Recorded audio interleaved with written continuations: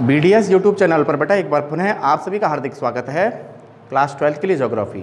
ठीक है, देखिए बेटा आपका जो दूसरा लेसन स्टार्ट चल रहा है अपना, है ना, प्रवास के प्रकार, प्रवास के कारण और परिणाम। ठीक है, इस लेसन में अपन आगे बढ़ रहे हैं और आगे बढ़ने से पहले बेटा आपको एक सूचना दे दें कि आपके याद रखना बेटा जो आपके बोर्ड के एग्ज़ाम हैं उनकी डेट वगैरह जो हैं फिक्स, समझ में आ गया, फिक्स हो चुकी हैं 3 मार्च 2022 से, समझ में आ गया।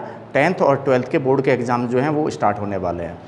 इसके अलावा सितंबर महीने में, अब जो सितंबर महीना आने वाला है इस माह में याद रखना बेटा 2 तारीख से यानी कि 2 सितंबर से आपके बोर्ड के एग्ज़ाम के जो फॉर्म भरने वाले हैं वो भरे जाएंगे, है ना।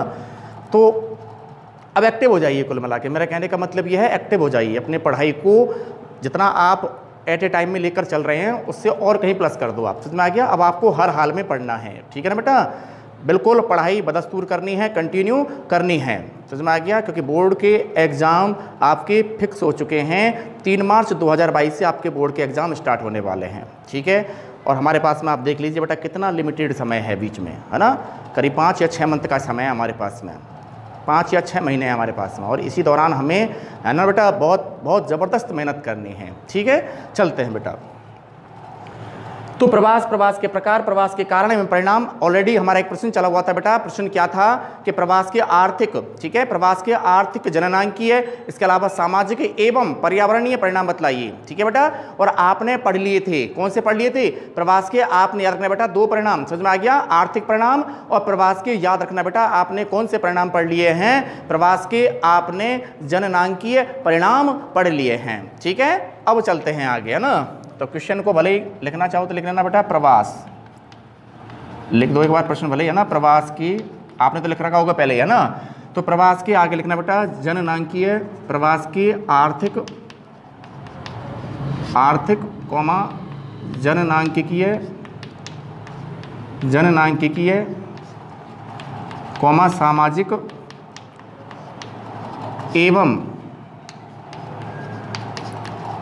एवं पर्यावरणीय। और मैंने आपको पहले कहा था बेटा कि ये जो आपके 4 प्रकार के परिणाम आ रहे हैं, कौन कौन से, आर्थिक परिणाम, जननांकीय परिणाम, सामाजिक परिणाम और पर्यावरणीय परिणाम, समझ में आ गया। ये परिणाम आपके वहीं से निकल कर आ रहे हैं जहां आपने एक प्रश्न पढ़ा था कि प्रवास के सकारात्मक एवं नकारात्मक परिणाम बतलाइए, समझ में आ गया। और सकारात्मक और नकारात्मक परिणामों को अगर आपने ढंग से पढ़ लिया है तो इन परिणामों को निकालने में भी आपको कोई परेशानी नहीं आएगी, ठीक है ना। तो प्रवास के आर्थिक, जननांकीय, सामाजिक एवं पर्यावरणीय परिणामों को, प्रश्न मैंने आपको कल ही लिखा दिया है, कल की जो वीडियो आपके लिए अपलोड की गई थी उसमें बता दिया है ना। परिणामों को संक्षेप में बतलाइए, संक्षेप में बताइए, ठीक है। तो बेटा मैं बता दूं आपको आपकी जानकारी के लिए, ठीक है ना, कि प्रवास के आर्थिक और जननांकीय परिणाम हमने पढ़ लिए हैं, ठीक है। अपन डायरेक्ट चलेंगे बेटा कौन से परिणामों पर, प्रवास के सामाजिक परिणामों पर, ठीक है। तो सबसे पहले निकाल रहा हूं मैं, ध्यान दीजिएगा बेटा, पॉइंट नंबर सी यानी कि 3rd, और लिखना बेटा कौन से परिणाम, सामाजिक परिणाम। बता मैंने आपको पहले ही दिए कल, है ना, केवल हमें इनको लिखना है, उतारना है, ठीक है ना। तो प्रवास के सामाजिक परिणाम देखना बेटा, है ना, आपको मैंने 3 परिणाम बताए थे, रिपीट कर देता हूँ, है ना। प्रवास का पहला सामाजिक परिणाम बराबर क्या बताया था मैंने आपको, कि याद रखना बेटा कि प्रवास का पहला सामाजिक परिणाम बराबर कि विविध संस्कृतियों के आपस में मिलने से याद रखना बेटा मिश्रित संस्कृति का क्या होता है, निर्माण होता है। बोला आया कि नहीं आया। इसके अलावा नवीन विचारों, समझ में आ गया, नवीन विचारों जैसे आपको मैंने बताया था बेटा बालिका शिक्षा, परिवार नियोजन, समझ में आ गया, और नवीन प्रौद्योगिकी जैसे नवीन विचारों का याद रखना बेटा नगरीय क्षेत्रों से ग्रामीण क्षेत्रों की ओर बराबर क्या होता है, प्रसार होता है, ठीक है। इसके अलावा ऐसे लोग जो निम्न आर्थिक जीवन स्तर व्यतीत करते हैं ऐसे व्यक्तियों में, है ना बेटा, खिन्नता की भावना उत्पन्न हो जाती है, जिसके कारण याद रखना बेटा ये लोग जो हैं जब इनके अंदर खिन्नता की भावना उत्पन्न हो जाती है तो ये लोग याद रखना बेटा अपराध, इसके अलावा मदिरा का सेवन या शराब का सेवन जैसी सामाजिक बुराइयों में क्या हो जाते हैं, लिप्त हो जाते हैं। ये तीनों परिणाम निकालने हैं हमें, समझ में आ गया, ये तीनों परिणाम निकालने हैं हमें, काई के प्रवास के कौन से परिणाम बन जाएंगे, सामाजिक परिणाम बन जाएंगे, ठीक है ना। अब चलते हैं बेटा आगे ना। तो लिखिए बेटा पहला परिणाम, तो पहला परिणाम बराबर लिखना बेटा नवीन प्रौद्योगिकी, पहला लिख रहा हूं इसके अंदर ना, नवीन प्रौद्योगिकी, और याद भी करते चलना, अरे जो भी लेसन आपको करा दिया गया है, जो भी टॉपिक आपको करा दिया गया है, ठीक है ना, याद करते रहिए, घर पर मेहनत करते रहिए और अपनी तरफ से भी सेल्फ स्टडी करते रहिए। समझ में आ गया? ये नहीं कि आप लगभग स्कूल के ऊपर डिपेंड हो जाते हैं कि हाँ कि जो टॉपिक जहाँ तक सर ने कराया है हमको वहीं तक पढ़ना है, नहीं, एक्स्ट्रा आप भी अपनी तरफ से घर पर पढ़ते रहिए। ठीक है ना बेटा? देखिए, तो नवीन प्रौद्योगिकी, कॉमा आगे लिखना बेटा, परिवार नियोजन, परिवार नियोजन, परिवार नियोजन एवं बालिका शिक्षा, एवं आगे लिखना बेटा बालिका शिक्षा, एवं बालिका शिक्षा जैसी नवीन विचारों का, बालिका शिक्षा जैसे आगे लिखना बेटा नवीन विचारों का, नवीन विचारों का, मैंने बताया था ना आपको कि ये नवीन विचार जो हैं ग्रामीण क्षेत्रों में तो हालांकि इनका अभाव पाया जाता है, लेकिन नगरीय क्षेत्रों से जब कोई व्यक्ति यार करना बेटा कहाँ की ओर आएगा, ग्रामीण क्षेत्रों की ओर आएगा। समझ में आ गया? तो ग्रामीण क्षेत्रों की ओर यार करना बेटा, नगरीय क्षेत्रों से आने वाले लोग इनको नवीन प्रौद्योगिकी को, परिवार नियोजन कल्याण कार्यक्रम को और बालिका शिक्षा जैसे नवीन विचारों का याद रखना बेटा कहाँ से, समझ में आ गया? नगरीय क्षेत्रों से। आगे लिखना बेटा कहाँ से, नगरीय क्षेत्रों से। ठीक है, नगरीय क्षेत्रों से, नगरीय क्षेत्रों से लिखना बेटा कहाँ की ओर, नगरीय क्षेत्रों से ग्रामीण क्षेत्रों की ओर, ग्रामीण क्षेत्रों की ओर, ग्रामीण क्षेत्रों की ओर लिखना बेटा क्या होता है, प्रसार होता है। आपकी क्लास के अंदर बहुत है बेटा, गर्ल्स के अंदर भी बहुत बच्चियां होशियार हैं और बॉयज़ के अंदर भी बहुत सारे उदाहरण हैं जो इंटेलिजेंट हैं। और बेटा आपको तो हमेशा रेगुलर रह करके, समझ में आ गया, कंटिन्यू आपको कठोर मेहनत करनी है, कठोर तप करना है ना। कहते हैं ना कि लोहे के चने हैं चबाने पड़ेंगे। समझ में आ गया? बिल्कुल आपको बिल्कुल एक ज़बरदस्त कठोर मेहनत करनी है क्योंकि बेटा बोर्ड के एग्जाम हैं। समझ में आ गया? आगे देखना, तो सामाजिक परिणाम बराबर पहला क्या हो गया बेटा कि नवीन प्रौद्योगिकी, परिवार नियोजन, बालिका शिक्षा जैसे नवीन विचारों का याद रखना बेटा नगरीय क्षेत्रों से ग्रामीण क्षेत्रों की ओर बराबर क्या होता है, प्रसार होता है। पहला सामाजिक परिणाम। ठीक है, इसके बाद में दूसरा लिखना बेटा कि विविध संस्कृतियों की, बताया था मैंने आपको ना कि कैसी संस्कृतियों की, विविध संस्कृतियों की, विविध संस्कृतियों की, विविध संस्कृतियों के अंतर मिश्रण से। ठीक है, और विविध संस्कृतियों के कैसे बेटा, अंतर मिश्रण से लिख देना बेटा। एक कैसी संस्कृति का जन्म होता है, मिश्रित संस्कृति का जन्म होता है। ठीक है, तो अगला सामाजिक परिणाम बराबर क्या बन गया बेटा हमारा कि विविध संस्कृतियों के अंतर मिश्रण से लिख देना बेटा कौन सी संस्कृति का निर्माण होता है, अरे मिश्रित संस्कृति का निर्माण होता है। ठीक है, और मिश्रित संस्कृति का लिख देना बेटा क्या होता है, निर्माण होता है। ठीक है, ये बन गया बेटा हमारा अगला। ठीक है, दूसरा सामाजिक परिणाम। ठीक है भैया, इसके बाद में आगे निकालना बेटा तीसरा सामाजिक परिणाम। ठीक है, और तीसरा सामाजिक परिणाम क्या है बेटा कि प्रवास के कारण, देखना बेटा किसके कारण, प्रवास के कारण, आगे लिखना बेटा प्रवास के कारण निम्न, ठीक है, प्रवास के कारण निम्न आर्थिक स्तर, प्रवास के कारण निम्न आर्थिक स्तर के लोगों में, निम्न आर्थिक स्तर के लोगों में अरे कैसा भाव उत्पन्न हो जाता है, खिन्नता का भाव। ठीक है ना, और खिन्नता का भाव उत्पन्न, आगे लिखना बेटा खिन्नता का भाव उत्पन्न हो जाता है, खिन्नता का भाव उत्पन्न हो जाता है जिसके कारण, ठीक है, खिन्नता का भाव उत्पन्न हो जाता है। तो तीसरा सामाजिक परिणाम बराबर क्या कह रहा है बेटा कि प्रवास के कारण, याद रखना बेटा, निम्न आर्थिक स्तर के जो लोग होते हैं, ठीक है बेटा, उनमें खिन्नता का भाव उत्पन्न हो जाता है। और जब इनके अंदर, याद रखना बेटा, खिन्नता का भाव उत्पन्न हो जाता है, ठीक है, तो ये याद रखना बेटा जिसके कारण, जिसके कारण, जिसके कारण ये लोग अपराध, अपराध का मतलब चोरी, डकैती, हत्या, लूटपाट आदि, ठीक है ना, तो ये लोग जो हैं अपराध, ठीक है, अपराध व आगे लिखना बेटा शराब का सेवन, शराब का सेवन आदि जैसी, आदि जैसी सामाजिक बुराइयों में, आदि जैसी, आगे लिखना बेटा सामाजिक बुराइयों में, आदि जैसी सामाजिक बुराइयों में लिख देना बेटा क्या हो जाते हैं, लिप्त हो जाते हैं, लिप्त हो जाते हैं। ठीक है, एक और सामाजिक परिणाम आप सभी का ध्यान यहाँ चाहूँगा, इधर है ना, इधर समझाते हो देखना बेटा ना। देखना क्या है कि मैंने आपको बताया था बेटा यहाँ थोड़ा सा बता रहा हूँ मैं आपको कि पुरुष लोग जो होते हैं, समझ में आ गया, ये प्रवास करते हैं, लेकिन याद रखना बेटा काय की दृष्टि से करते हैं, रोजगार की दृष्टि से करते हैं। समझ में आ गया। एक और सामाजिक परिणाम बता रहा हूँ मैं आपको, चौथा, है ना, जो कि प्रवास के याद रखना बेटा नकारात्मक परिणामों में आ चुका है पहले, है ना, कि प्रवास के नकारात्मक प्रभाव बतलाइए, उसमें आ चुका ये, है ना, तो उसको हम सामाजिक परिणाम में लिख सकते हैं। ठीक है ना। तो क्या है बेटा कि पुरुषों की याद रखना बेटा रोजगार के लिए क्या कर जाने से, प्रवास कर जाने से, समझ में आ गया, अधिकांशतः याद रखना बेटा उनकी जो कौन होती हैं, पत्नियां होती हैं, समझ में आ गया, उनके ऊपर बताया था मैंने आपको, उनके ऊपर शारीरिक एवं कौन सा दबाव जो है बढ़ने लग जाता है, मानसिक दबाव जो है बढ़ने लग जाता है, ये भी क्या बनेगा, सामाजिक परिणाम बनेगा। ठीक है। तो अगला एक और सामाजिक परिणाम निकालना बेटा, चौथा इधर क्या निकालोगे, पुरुषों के प्रवास के कारण, पुरुषों के प्रवास के कारण उनकी प्रवास, पुरुषों के प्रवास के कारण उनकी पत्नियों पर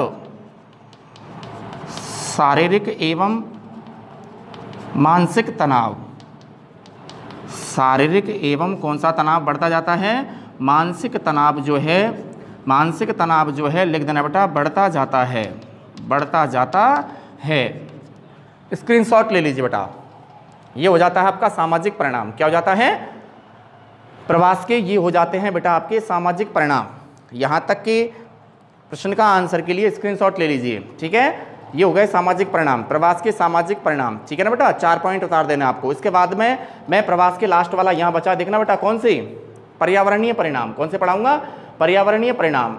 और पर्यावरणीय परिणाम तो बिल्कुल ही इजी हैं, मैंने आपको पहले बता दिया कल, है ना, कि पर्यावरणीय परिणाम के अंदर क्या होता है कि जब लगातार यार रखना बेटा कौन से प्रवास के कारण, ग्रामीण नगरीय प्रवास के कारण, समझ में आ गया। तो ग्रामीण नगरीय प्रवास के कारण क्या होता है, लोग जो है लगातार ग्रामों से नगरों की ओर क्या करते हैं, पलायन करते हैं। और नगरों में, कहाँ पे, नगरों में याद रखना बेटा जनसंख्या का बराबर क्या होने से, सकेंद्रण होने से जनसंख्या लगातार नगरों की क्या होती जाती है, बढ़ती जाती है। समझ में आ गया। और जब नगरों की लगातार याद रखना बेटा सघन जनसंख्या के सकेंद्रण से जनसंख्या बढ़ती जाएगी, तो याद रखना बेटा कहाँ पे, नगरों में, है ना, मलिन बस्तियों का, बताया था मैंने आपको, कैसी बस्तियों का, अरे मलिन बस्तियों का, या कहूँ तो बेटा गंदी बस्तियों का निर्माण प्रारंभ होता है। पहली पर्यावरणीय समस्या, या कहें तो बेटा पहला पर्यावरणीय परिणाम। ठीक है। इसके अलावा इन नगरों में तीव्र जनसंख्या वृद्धि के कारण याद रखना बेटा जल का उपयोग बढ़ जाता है, जिसके कारण भूमिगत जल स्तर, कौन सा जल स्तर, अरे बेटा भूमिगत जल स्तर जो है इसमें भी बराबर क्या आने लगती है, कमी आने लगती है। ठीक है। जो पृथ्वी के भूगर्भ में जल पाया जाता है उसको भौमजल कहते हैं या भूगर्भिक जल कहते हैं। ठीक है ना, उसको भौमजल कहते हैं या भूगर्भिक जल कहते हैं। ठीक है ना। अब ये जल पहले ही ऑलरेडी आप देख रहे हैं, ये भूमिगत जल जो है ऑलरेडी पहले से ही कैसा है, समझ में आ गया, काफ़ी नीचे जा चुका है, काफ़ी गहराई की ओर जा चुका है। तो लेकिन जनसंख्या ऐसे ही लगातार क्या होती रही, बढ़ती रही, समझ में आ गया।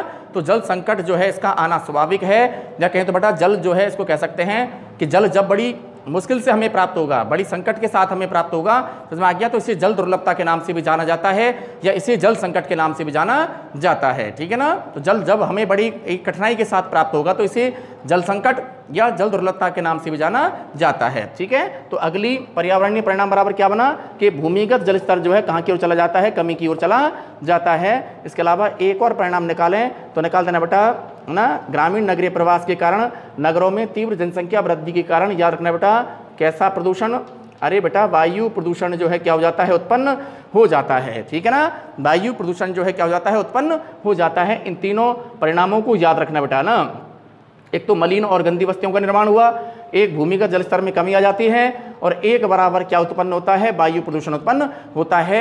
ये प्रवास के बराबर याद रखना बेटा, आगे जो मैं आपको कराने वाला हूँ कौन से परिणाम बनेंगे प्रवास के, याद रखना बेटा कौन से परिणाम बनेंगे, पर्यावरणीय परिणाम बनेंगे। ठीक है। चलते हैं आगे। ठीक है, देखना बेटा, देखिएगा सभी का ध्यान चाहूँगा बेटा, और मन लगाकर पढ़ें बेटा, घर पर भी अधिक समय निकालें पढ़ने के लिए, है ना बेटा। बोर्ड के विद्यार्थी हैं आप, केवल 12th तक का स्टेज ही लास्ट स्टेज होता है पढ़ने का, है ना, एज ए स्कूल पढ़ने का लास्ट चांस होता है 12th तक। उसके बाद में तो कॉलेज, तो फिर कॉलेज ही होते हैं बेटा, है ना। कॉलेजों में तो फिर जैसा आप जानते हैं लेक्चरर आते हैं तो आते भी हैं, नहीं आते हैं तो नहीं भी आते हैं, बच्चे भी ऐसे ही होते हैं लगभग, है ना, कि मेहनत करने के लिए ना तो कॉलेज जाते हैं, ना घर पर भी सेल्फ स्टडी करते हैं। और कब एक्टिवेट होते हैं?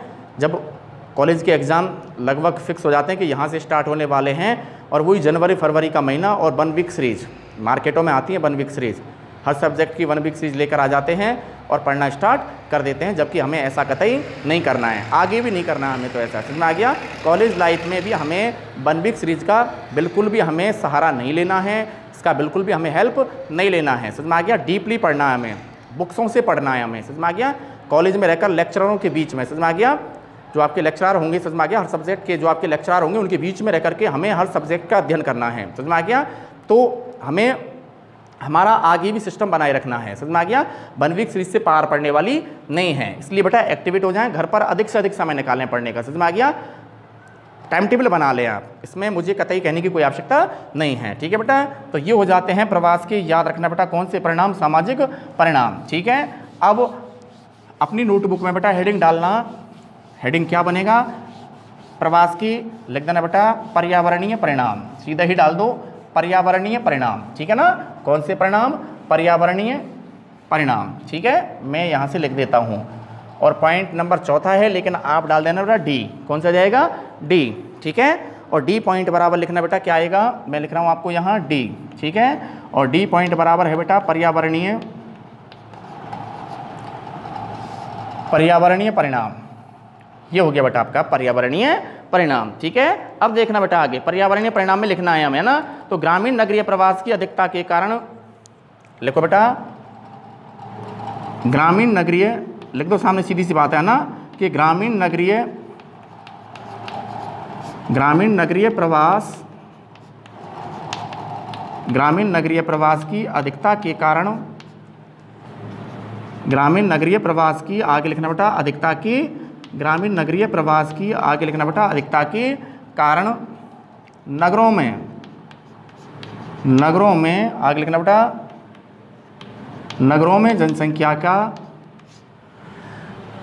जनसंख्या। ठीक है, ग्रामीण नगरीय प्रवास की अधिकता के कारण आगे लिखना बेटा नगरों, और नगरों में सघन जनसंख्या या जनसंख्या का, ठीक है, जनसंख्या का आगे लिखना बेटा कैसा? सकेंद्रण होने से, सघन सकेंद्रण होने से। ठीक है ना? सघन बराबर क्या होने से? सघन बराबर आगे लिखना बेटा सकेंद्रण होने से। ठीक है, या सकेंद्रण होने के कारण, सकेंद्रण होने के कारण बता दिया मैंने आपको पहले ही, पर्यावरणीय परिणाम। ठीक है ना?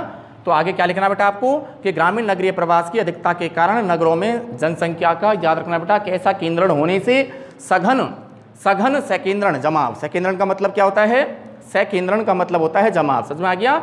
और सघन सकेंद्रण होने के कारण लिख देना बेटा नगरों में, या कहूँ तो बेटा नगरीय क्षेत्रों में गंदी ऑब्लिक, इसी को कहते हैं मलिन बस्ती। ठीक है ना? गंदी ऑब्लिक मलिन बस्तियों का, गंदी ऑब्लिक मलिन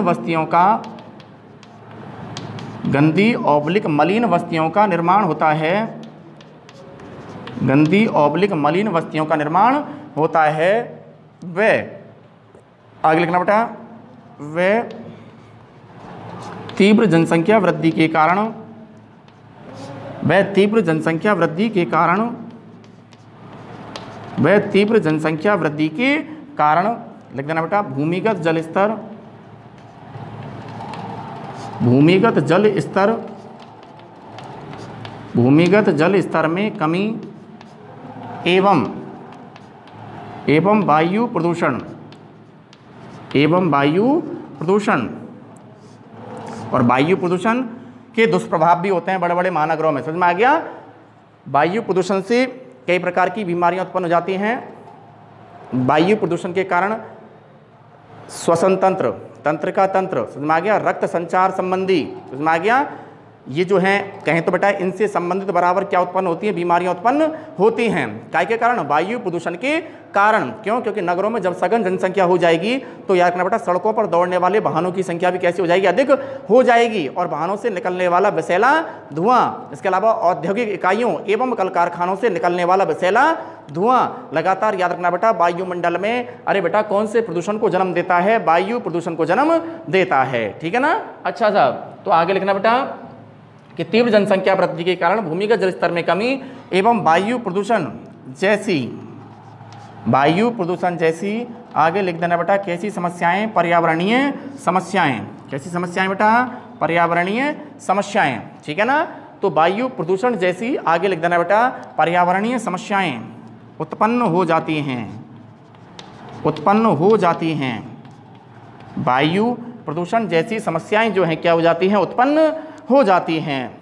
ये जा कर के आपका हो जाता है बेटा कौन से परिणाम निकाल दीजिएगा बेटा। यहाँ जा कर के आपका हो जाता है बेटा पर्यावरणीय परिणाम। जहाँ मैंने आपको देखना बेटा नगरों में सघन जनसंख्या के संकेंद्रण होने से पहली समस्या तो ये बता दी बेटा कि गंदी एवं मलिन बस्तियों का क्या हो जाता है? निर्माण हो जाता है। दूसरी बात बराबर समस्या यहाँ ये आगे बेटा अगली पर्यावरणीय समस्या ये बन गई कि भूमिगत जल स्तर में नगरों में क्या आ जाती है? कमी आ जाती है और वायु प्रदूषण जैसी, ठीक है, बराबर क्या उत्पन्न हो जाती है? पर्यावरणीय समस्या उत्पन्न हो जाती है। ठीक है। गंदी या मलिन बस्ती का मैंने आपको कई बार बता दिया है बेटा, है ना, कि गंदी या मलिन बस्ती का उदाहरण बराबर याद रखना बेटा। मैंने आपको कई बार बता दिया है कि महाराष्ट्र में, कौन से राज्य में?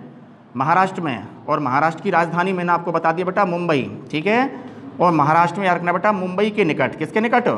मुंबई इसी तट पर है। ठीक है ना बेटा। और मुंबई के निकट याद रखना बेटा बस्ती का नाम है धारावी बस्ती। कौन सी है बेटा? धारावी बस्ती। कई बार बोर्ड के एग्जाम में 1 नंबर के लिए ये प्रश्न बनकर आया हुआ है। ठीक है ना। तो एशिया की प्रश्न सीधा सीधा बनता है बेटा कि एशिया की सबसे विशालतम गंदी बस्ती का बराबर क्या बतलाइए? नाम बतलाइए। तो एशिया की सबसे विशालतम गंदी बस्ती का नाम समझ में आ गया? महाराष्ट्र के मुंबई के निकट जिसका नाम है धारावी बस्ती। आपको नाम लिखना है ऐसे ही जैसे मैं आपको बोल रहा हूँ। कैसे लिखोगी कि याद रखना बेटा कि एशिया महाद्वीप की सबसे विशालतम गंदी बस्ती बराबर महाराष्ट्र के मुंबई के निकट। ठीक है ना।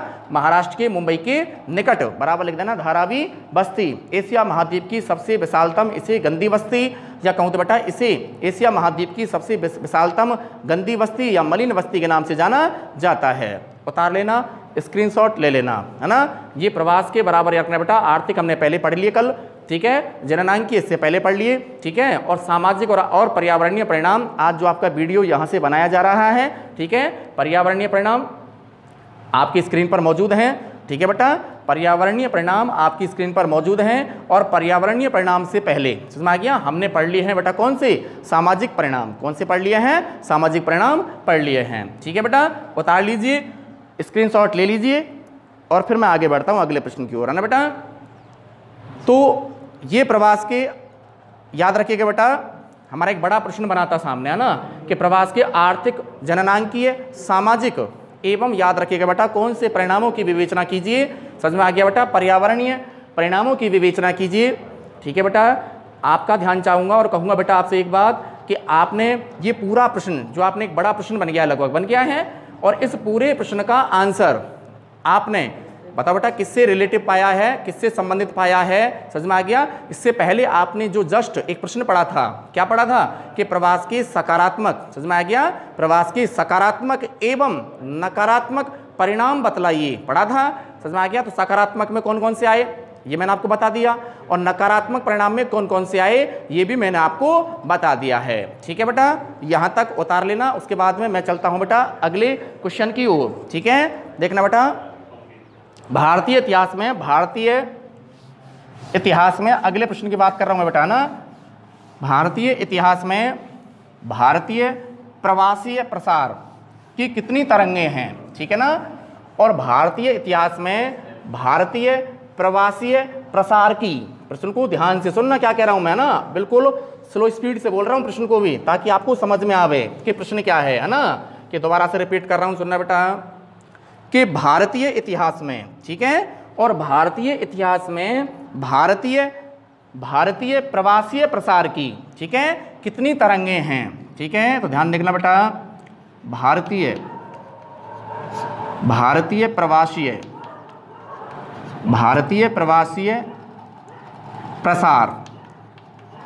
प्रसार की कितनी तरंगें हैं? ठीक है ना बेटा, कितनी क्या हैं? तरंगें हैं।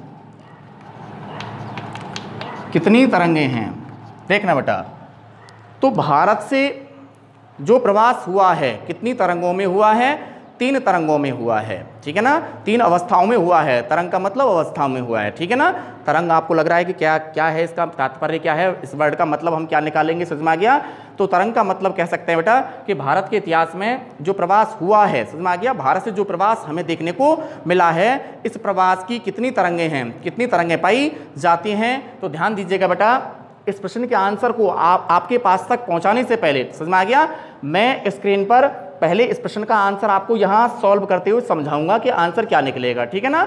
ध्यान देना बेटा कि भारतीय इतिहास में भारतीय प्रवासीय प्रसार की कितनी तरंगें हैं, तो देखना बेटा कितनी तरंगें हैं, ठीक है। तो भारतीय प्रवासीय प्रसार को याद रखना बेटा कितनी तरंगों में बांटा गया है, 3 तरंगों में बांटा गया है। कितनी तरंगों में बांटा गया है बेटा, 3 तरंगों में बांटा गया है, ठीक है। पढ़ते रहें कंटिन्यू घर पर, और जो आपका मेहनत का समय है इसको जरूर बढ़ा ले बेटा, है ना, क्योंकि मैंने आपको बताया था ना स्टार्टिंग में ही, आपके बोर्ड के एग्जाम जो है बेटा उनकी डेट फिक्स हो चुकी है, समझ में आ गया। कितनी डेट बताई थी मैंने आपको, समझ में आ गया, 3 मार्च 2022 से, समझ में आ गया। 10th और 12th के बोर्ड के एग्जाम जो हैं, समझ में आ गया, इनके लिए टाइम टेबल जो है बोर्ड से जारी हो चुका है बेटा। तो एक्टिवेट होने की जरूरत है हमें, आप समझ में आ गया। मेहनत को और बढ़ा दीजिए आप, जितना अभी तक आप पढ़ रहे हैं उससे भी कहीं ट्रिपल गुना अपनी मेहनत को घर पर बढ़ा दीजिए, समझ में आ गया। घर पर सेल्फ स्टडी करना बदस्तूर कंटिन्यू जारी रखें, समझ में आ गया बेटा। चलते हैं अपने अगले टॉपिक की ओर। देखना बेटा कि भारतीय प्रवासीय प्रसार की कितनी तरंगें हैं, 3 तरंगें हैं बेटा। कितनी तरंगें हैं, 3 तरंगें। मैं आपको शॉर्टली समझाऊंगा कि पहली तरंग में क्या हुआ, ठीक है, और दूसरी तरंग में क्या हुआ, ठीक है, और तीसरी तरंग में क्या होता है, ठीक है। तो सबसे पहले चलेंगे बेटा अपन, देखना बेटा प्रवास की प्रथम तरंग, प्रवास की कौन सी तरंग, प्रवास की प्रथम तरंग की ओर चलेंगे, है ना बेटा। अब प्रवास की प्रथम तरंग आपने पढ़ ली है, आपको मैंने बता दिया है, प्रवास की प्रथम तरंग के बारे में मैंने आपको पहले ही बता दिया है। अच्छा साहब देखना क्या कि प्रवास की पहली तरंग, ठीक है बेटा, प्रवास की पहली तरंग याद रखना बेटा कौन से काल से ही प्रारंभ हो जाती है, अरे बेटा उपनिवेश काल से ही प्रारंभ हो जाती है, ठीक है। बोलो पढ़ा कि नहीं पढ़ा, आपने पढ़ लिया है ना। तो प्रवास की पहली तरंग जो है हमें कौन से काल में देखने को मिलती है, अरे बेटा उपनिवेश काल में देखने को मिलती है, समझ में आ गया। और इसमें आपने पढ़ा था, ध्यान देखना बेटा ब्लैक बोर्ड की ओर, है ना, इसमें आपने पढ़ा था, क्या पढ़ा था कि जो अंग्रेज लोग थे, समझ में आ गया, जब हमारा भारत देश अंग्रेजों के क्या था बेटा, गुलाम था, तो ऐसी कंडीशन को ही याद रखना बेटा क्या कहा जाता है, उपनिवेश कहा जाता है। यानी कि भारत उपनिवेश था, किसका उपनिवेश था, ब्रिटेन का, समझ में आ गया। इंग्लैंड का क्या था बेटा, उपनिवेश था, ठीक है, गुलाम था। भारत में ये लोग, समझ में आ गया, व्यापार करने के उद्देश्य से आए थे, है ना, और लगभग व्यापार करने के उद्देश्य से आए थे, लेकिन धीरे धीरे इन्होंने संपूर्ण भारत पर क्या कर लिया, कब्जा कर लिया। और हमारे भारत देश पर लगभग याद रखना बेटा इन अंग्रेज लोगों ने या गोरे लोगों ने याद रखना बेटा लगभग 200 वर्षों तक क्या किया, शासन किया। आपने पढ़ा होगा छोटी छोटी क्लासों में कि भारत को पहले एक बराबर याद रखना क्या कहा जाता था बेटा, सोने की चिड़िया कहा जाता था। लेकिन इन अंग्रेज लोगों ने याद रखना बेटा हम भारतीयों का लगातार क्या किया, शोषण किया, आर्थिक शोषण भी किया, और इसके अलावा हम भारतीय लोगों पर लगातार इन्होंने क्या किया, अत्याचार किए। और हमारे भारत को जो सोने की चिड़िया कहा जाता था, ठीक है, ये सारा धन जो है यहाँ से लेकर के, कहाँ से लेकर के, भारत से लेकर के अपने स्वयं के देश की ओर ले गए, समझ में आ गया। यानी कि भारत को जो एक सोने की चिड़िया कहा जाता था, इन्होंने कैसा बना दिया था, खोखला बना दिया था, ठीक है। तो यहाँ बात कर रहा था बेटा मैं उपनिवेश काल की, ठीक है। और उपनिवेश काल में क्या हुआ कि यार रखना बेटा ब्रिटेन से, समझ में आ गया, ब्रिटेन के अधिकारियों ने या ब्रिटेन के लोगों ने, समझ में आ गया, भारत के 2 राज्यों से, भारत के 2 राज्य बराबर मैंने आपको पहले बता रखे हैं कौन कौन से हैं, एक तो है बेटा उत्तर प्रदेश और एक बिहार, समझ में आ गया। यहां से याद रखना बेटा अंग्रेज लोगों ने लगातार श्रमिकों को, है ना, लगातार किनको, भारतीय श्रमिकों को कहां की ओर, कहां की ओर, याद रखना बेटा मैंने आपको ये प्रश्न पहले करा रखा है, ठीक है। तो भारतीय लोगों को कहां की ओर, मैंने आपको कंट्रियों के नाम भी बताए थे बेटा, है ना, देशों के नाम बताए थे कि कहां की ओर, तो अंग्रेज लोगों द्वारा देखना बेटा मैंने आपको बता रखा है, हालांकि फिर दोबारा लिख देता हूं, मॉरिशस, क्या आ गया बेटा, मॉरिशस, ठीक है। इसके अलावा मैंने आपको बताया था बेटा कैरिबियन देश, कौन से देश, कैरिबियन देश, जैसे कौन कौन से हैं बेटा, ट्रिनिडाड, देश का नाम है ट्रिनिडाड, ठीक है, नाम अटपटा जरूर है लेकिन याद रखना है, ठीक है ना। टोबैगो, अगला कौन सा है, टोबैगो। तो एक तो आ गया मॉरिशस, एक आ गया बेटा कैरिबियन देशों की बात करें तो कैरिबियन देशों में एक आ गया ट्रिनिडाड और एक आ गया बेटा टोबैगो। आ गया, एक और निकालेंगे तो आ जाता है बेटा गुयाना। क्या आ जाता है? गुयाना। ठीक है, इसके अलावा आगे और देशों की बात करूं तो आ जाता है बेटा फिजी। क्या जाता है? फिजी। वह याद रखना बेटा कहाँ की ओर? दक्षिणी अफ्रीका की ओर। कहाँ की ओर बेटा? दक्षिणी अफ्रीका की ओर। समझ में आ गया? तो दक्षिणी अफ्रीका की ओर याद रखना बेटा भारतीय श्रमिकों को ले जाया गया। बता दिया मैंने आपको पहले, है ना। और भारतीय श्रमिकों को ले जाया गया और वो भी कौन से एक्ट के तहत? वो भी कौन से एक्ट के तहत? देखना बेटा गिरमिट एक्ट। मैंने आपको पहले बता दिया बेटा ना, कौन सा act? Girmit act. Girmit act नामक समयबद्ध, गिरमिट एक्ट नामक समयबद्ध अनुबंध के तहत। ठीक है, गिरमिट एक्ट नामक याद रखना बेटा समयबद्ध अनुबंध के तहत भारतीय श्रमिकों को याद रखना बेटा इन देशों में, समझ में आ गया, उपनिवेश काल में इन देशों में अंग्रेज लोगों द्वारा भारतीय श्रमिकों को कौन से एक्ट के तहत? गिरमिट एक्ट नामक समयबद्ध अनुबंध के तहत याद रखना बेटा कौन सा कृषि में? बोलो कौन सी कृषि में? रोपण कृषि में। कौन सी कृषि में बेटा? रोपण कृषि में कार्य करने हेतु। ठीक है ना, और रोपण कृषि में कार्य करने हेतु इन्हें याद रखना बेटा ले जाया गया। ठीक है, और विशेषतः कहाँ से? उत्तर प्रदेश एवं बिहार से। बोलो बात समझ में आई कि नहीं आई? आ गई। इसके अलावा इसी उपनिवेश काल में या कहूँ तो बेटा इसी प्रथम तरंग में, ठीक है ना, इसी प्रथम तरंग में क्या होता है कि याद रखना बेटा यहाँ और भी लोग थे फ्रांसीसी। कौन थे बेटा? फ्रांसीसी। वे याद रखना बेटा किनके द्वारा? पुर्तगालियों द्वारा। किनके द्वारा? पुर्तगालियों द्वारा। ठीक है, पुर्तगालियों द्वारा। ठीक है, पुर्तगालियों द्वारा याद रखना बेटा इन्होंने भी याद रखना बेटा किनको? भारतीय श्रमिकों को। किनको बेटा? भारतीय श्रमिकों को। ठीक है, विशेषतः भारत के कौन कौन से क्षेत्रों से? गोवा है बेटा। कौन सा है? गोवा है, दमन है, और दमन के अलावा वह आगे निकालें तो दीव है। ठीक है, गोवा दमन द्वीप से। समझ में आ गया? किन्होंने? फ्रांसीसियों ने। और किन्होंने? पुर्तगालियों ने। समझ में आ गया? वही बेटा याद रखना दोबारा से किनको? भारतीय श्रमिकों को याद रखना बेटा उपनिवेश काल में ही वही याद रखना बेटा कौन सी कृषि में? रोपण कृषि में कार्य कराने हेतु, है ना बेटा। और वही कौन से एक्ट के तहत? समझ में आ गया? गिरमिट एक्ट। एक नंबर का प्रश्न बन जाता है कभी कभी बोर्ड में, है ना, कि भारतीय उत्प्रवास अधिनियम को किस नाम से जाना जाता है, और कई बार आया हुआ है बोर्ड के एग्जाम में, है ना बेटा। तो क्या प्रश्न बनाया मैंने आपको कि भारतीय उत्प्रवास अधिनियम को किस नाम से जाना जाता है? तो भैया सीधा सीधा आंसर निकलेगा गिरमिट एक्ट। क्या निकलेगा बेटा? गिरमिट एक्ट, है ना। और गिरमिट एक्ट क्या है? एक समयबद्ध अनुबंध है। समझ में आ गया? एक एक्ट है जिस एक्ट के तहत याद रखना बेटा श्रमिकों को भारत से विदेशों की ओर ले जाया जाता था। समझ में आ गया? और वहां जाकर के इन भारतीय श्रमिकों की स्थिति लगभग कैसी होती थी? दासों के जैसी। समझ में आ गया? कैसी होती थी बेटा? लगभग दासों के जैसी होती थी। ठीक है, अब सुनना आगे क्या कह रहा हूं आपको मैं ना। और इसी उपनिवेश काल में फ्रांसीसियों पुर्तगालियों के द्वारा भारतीय श्रमिकों को याद रखना बेटा भारत के कौन कौन से क्षेत्रों से? गोवा से, दमन से, दीव से। ठीक है, कहाँ की ओर? ये भी निकाल दो। कहाँ की ओर? एक तो है बेटा अंगोला। ठीक है, अंगोला व मोजाम्बिक। ठीक है, अंगोला व आगे निकाल देना बेटा मोजाम्बिक देशों की ओर। ठीक है, तो फ्रांसीसियों और पुर्तगालियों द्वारा भारतीय श्रमिकों को गोवा दमन द्वीप से याद रखना बेटा कहाँ की ओर? अंगोला व मोजाम्बिक जैसे देशों की ओर क्या कराया गया बेटा? प्रवास कराया गया।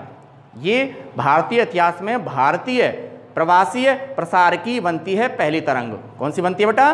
पहली तरंग। बात समझ में आ गई? ठीक है, अब मैं आपको यहाँ प्रवास की याद रखना बेटा दूसरी तरंग के बारे में बताने जा रहा हूँ। ठीक है, प्रवास की कौन सी तरंग के बारे में बताने जा रहा हूँ? दूसरी तरंग के बारे में बताने जा रहा हूँ। आप सभी का ध्यान ब्लैक बोर्ड पर बना रहना चाहिए। ठीक है, तो ये तो है बेटा प्रवास की कौन सी तरंग?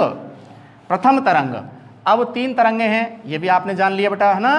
तो प्रवासीय प्रसार की कितनी तरंगें हैं? 3। एक आपको समझ में आ गया होगा ना। अब चलते हैं दूसरी तरंग की ओर। ध्यान देना बेटा कि दूसरी तरंग में, कौन सी तरंग में बेटा? कि दूसरी तरंग में। ठीक है, देखना बेटा ये आ गई आपकी द्वितीय तरंग। और द्वितीय तरंग में देखना बेटा किन्होंने? जैसे आ जाएगा बेटा आपका व्यापारियों ने। किन्होंने बेटा? द्वितीय तरंग में व्यापारियों ने। ठीक है, व्यापारियों के अलावा निकालना बेटा व्यवसायियों ने। किन्होंने भाई? व्यवसायियों ने। ठीक है, व्यवसायियों के अलावा आ जाएगा बेटा शिल्पियों ने। किन्होंने? शिल्पियों ने। ठीक है, व्यापारियों ने, व्यवसायियों ने और किन्होंने, शिल्पियों ने। किन्होंने बेटा? शिल्पियों ने। और इसके अलावा आगे निकालें तो कारखाना श्रमिकों ने। ठीक है, कारखाना श्रमिकों ने। ठीक है, प्रवास की द्वितीय नूतन तरंग में। ठीक है, ओल्ड तरंग तो कौन सी हो गई? जो उपनिवेश काल में हुआ। ठीक है, अब प्रवास की द्वितीय नूतन तरंग में। ठीक है, किन लोगों के द्वारा? ध्यान दीजिएगा बेटा, व्यापारियों द्वारा, व्यवसायियों द्वारा, शिल्पियों के द्वारा और कारखाना श्रमिकों के द्वारा। ठीक है बेटा, क्या किया गया? प्रवास किया गया। ठीक है, और प्रवास भी कहाँ की ओर किया गया? वो कंट्री याद रखना बेटा, प्रवास जहाँ की ओर किया गया। ठीक है, तो प्रवास कहाँ की ओर किया गया? मैं आपको देशों के नाम बता रहा हूँ, ध्यान से सुनिएगा बेटा ना। जैसे आ जाएगा थाईलैंड, क्या गया? Thailand, Malaysia, Indonesia, Brunei, Singapore. समझ आ गया? तो कौन कौन से देशों की ओर? दोबारा से रिपीट कर देता हूं। ठीक है, थाईलैंड, मलेशिया, सिंगापुर, इंडोनेशिया और ब्रुनई। ठीक है, इन देशों की ओर याद रखना बेटा, लोगों का लगातार क्या किया गया? प्रवास किया गया। और कौन से लोगों के द्वारा? याद रखना बेटा, व्यापारियों के द्वारा, व्यवसायियों के द्वारा, शिल्पियों के द्वारा और कारखाना श्रमिकों के द्वारा। एक तो यहाँ प्रवास ये हो गया। ठीक है, और काई को इन लोगों ने भारत को क्यों छोड़ा? भाई बात ये भी तो बनती है, इन्होंने भारत को छोड़ा, तो भारत को क्यों छोड़ा? भारत को छोड़ने का सीधा सीधा कारण है बेटा इनका, याद रखना बेटा, कि बेहतर आर्थिक अवसरों को क्या करने के लिए? प्राप्त करने के लिए। ठीक है, इन लोगों ने याद रखना बेटा, बेहतर आर्थिक अवसरों को प्राप्त करने के लिए। ठीक है, भारत से कहाँ की ओर? आपको मैंने देशों के नाम बता दिए। कौन सी तरंग चल रही है? दूसरी तरंग। और कहाँ की ओर प्रवास किया बेटा? समझ में आ गया? थाईलैंड, मलेशिया, सिंगापुर, इंडोनेशिया व ब्रुनई आदि देशों की ओर बराबर क्या किया? प्रवास किया। अच्छा बेटा ध्यान दीजिए, इसी द्वितीय तरंग में याद रखना बेटा 1970 के दशक में। ठीक है, ध्यान दीजिए, इसी प्रवास की द्वितीय तरंग में मैं बात कर रहा हूं बेटा, कौन से दशक की? 1970 के दशक की। ठीक है, और 1970 के दशक में क्या हुआ? मैंने आपको पहले ही बता रखा है और आपने पढ़ रखा है। ठीक है, कि कौन से देशों में बेटा? पश्चिमी एशिया के देशों में। कौन से देशों में? बोलो। पश्चिमी एशिया के देशों में अचानक से, आपको मैंने बात पूरी बता रखी बेटा ना, अचानक से याद रखना बेटा, कौन से तेल के उत्पादन में वृद्धि हो गई? खनिज तेल के उत्पादन में क्या हो गई? वृद्धि हो गई। ठीक है, तो 1970 के दशक में पश्चिमी एशिया के देशों में अचानक से खनिज तेल के उत्पादन में क्या हो गई? वृद्धि हो गई। ठीक है, और खनिज तेल के उत्पादन में वृद्धि होने के कारण याद रखना बेटा, अरे किनकी मांग में वृद्धि होती चली गई? श्रमिकों की मांग में। किनकी मांग में बेटा? श्रमिकों की मांग में क्या हो गई? वृद्धि हो गई। ठीक है, दोबारा से देखना बेटा, इसी द्वितीय तरंग की बात कर रहा हूं मैं अभी, है ना। और द्वितीय तरंग में याद रखना बेटा 1970 के दशक में पश्चिमी एशियाई देशों में अचानक से याद रखना बेटा खनिज तेल के उत्पादन में क्या हो गई? वृद्धि हो गई, जिसके कारण याद रखना बेटा समझ में आ गया, पश्चिमी एशियाई देशों की ओर समझ में आ गया, श्रमिकों की मांग में क्या होने के कारण? वृद्धि होने के कारण श्रमिकों ने लगातार याद रखना बेटा भारत से क्या किया? प्रवास किया। और कौन से देशों की ओर? पश्चिमी एशियाई देशों की ओर। बात समझ में आ गई? अगला देखना बेटा, अगली बात आती है तृतीय तरंग की। ठीक है, कौन सी तरंग की बात आती है? तृतीय तरंग की। और तृतीय तरंग तो बिल्कुल ही इजी है। ठीक है, और तृतीय तरंग में देखना बेटा, किन्होंने? उच्च शिक्षा प्राप्त याद रखना बेटा, कैसे व्यक्तियों ने? कुशल व्यक्तियों ने। कैसे व्यक्तियों ने बेटा? कुशल व्यक्तियों ने बराबर क्या किया? प्रवास किया। तो प्रवास की तृतीय तरंग में उच्च शिक्षा प्राप्त कुशल व्यक्तियों ने बराबर क्या किया? प्रवास किया। ठीक है, और इन्होंने प्रवास क्यों किया? उसका भी सीधा सीधा कारण है बेटा कि ये लोग एक ऐसा जीवन व्यतीत करना चाहते थे, उच्च स्तरीय जीवन व्यतीत करना चाहते थे और अधिक धन कमाना चाहते थे। ठीक है, उच्च स्तरीय जीवन व्यतीत करना चाहते थे और अधिक धन कमाने के उद्देश्य से याद रखना बेटा तृतीय तरंग में, कौन सी तरंग में? तृतीय तरंग में याद रखना बेटा लोगों ने यूएसए, ठीक है, भारत से कहाँ पे बेटा? यूएसए, संयुक्त राज्य अमेरिका, कनाडा, ठीक है, आगे निकालू तो बेटा ग्रेट ब्रिटेन, क्या जाएगा बेटा? Great Britain. इसी में आ जाएगा बेटा जर्मनी, क्या जाएगा भाई? जर्मनी। इसी में आ जाएगा बेटा ऑस्ट्रेलिया, क्या जाएगा भाई? इसी में आ जाएगा बेटा ऑस्ट्रेलिया। और इसी में आ जाएगा बेटा न्यूजीलैंड, क्या जाएगा भाई? न्यूजीलैंड आदि देशों की ओर। ठीक है, क्या करने के लिए? बोलो, क्या करने के लिए? अरे उच्च स्तरीय जीवन व्यतीत करने के लिए और अधिक धन कमाने के उद्देश्य से। समझ में आ गया? इस प्रवास की याद रखना बेटा तृतीय तरंग में लोगों ने याद रखना बेटा विशेषतः कैसे लोगों ने? उच्च शिक्षा प्राप्त कुशल व्यक्तियों ने याद रखना बेटा कहाँ की ओर? USA, Canada, Great Britain, Germany और ऑस्ट्रेलिया तथा न्यूजीलैंड की ओर बराबर क्या किया, प्रवास किया। ये बात आपको लिखनी है प्रवास की कौन सी तरंग में, तृतीय तरंग में। और इसी तरंग में याद रखना बेटा, इसी तृतीय तरंग में 1960 के पश्चात या 1960 के दशक के पश्चात देखना बेटा, एक तो आ जाएगा किन्होंने, चिकित्सकों ने, किन्होंने बेटा, चिकित्सकों ने, ठीक है। और एक बराबर आ जाएगा बेटा अभियंताओं ने, किन्होंने, अभियंताओं ने, ठीक है। किन्होंने, चिकित्सकों ने और किन्होंने बेटा, अभियंताओं ने, ठीक है। क्या किया बोलो, इसी तृतीय तरंग में, प्रवास की तृतीय तरंग में याद रखना बेटा 1960 के पश्चात तो किन्होंने, चिकित्सकों ने और अभियंताओं ने, समझ में आ गया, क्या किया, प्रवास किया। क्या किया बेटा, प्रवास किया।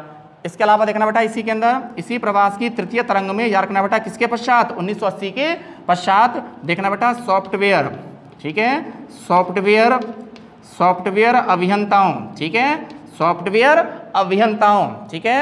आगे लिखना प्रबंध परामर्शदाताओं, प्रबंध परामर्शदाताओं, ठीक है। आगे देखना बेटा इसी के अंदर, ठीक है, वित्तीय विशेषज्ञों, किनके द्वारा, वित्तीय विशेषज्ञों, मैं बता रहा हूं आपको, है ना, वित्तीय विशेषज्ञों, ठीक है। आगे देखना बेटा 1980 के पश्चात सॉफ्टवेयर अभियंताओं ने, प्रबंध परामर्शदाताओं ने, वित्तीय विशेषज्ञों ने एवं संचार माध्यम से संबंधित, एवं संचार माध्यम से संबंधित, समझ में आ गया, एवं संचार माध्यम से संबंधित लोगों ने याद रखना बेटा प्रवास की तृतीय तरंग में बराबर क्या किया, प्रवास किया, ठीक है। ये हो जाती है बेटा प्रवास की आपकी कौन सी तरंग, तृतीय तरंग, ठीक है। पढ़ना, दोहराना, जो मैंने आपको ये प्रवास की तीनों तरंगें समझाई हैं कि कौन सी तरंग में कैसे कैसे प्रवास जो है हमें देखने को मिलता है। तो याद रखना बेटा भारतीय इतिहास में भारतीय प्रवासीय प्रसार की जो तरंगें हैं इनको 3 भागों में बांटा गया है, प्रथम तरंग, द्वितीय तरंग और तृतीय तरंग, ठीक है बेटा। इसके लिए वीडियो आगे फिर लेकर आते हैं, ठीक है बेटा।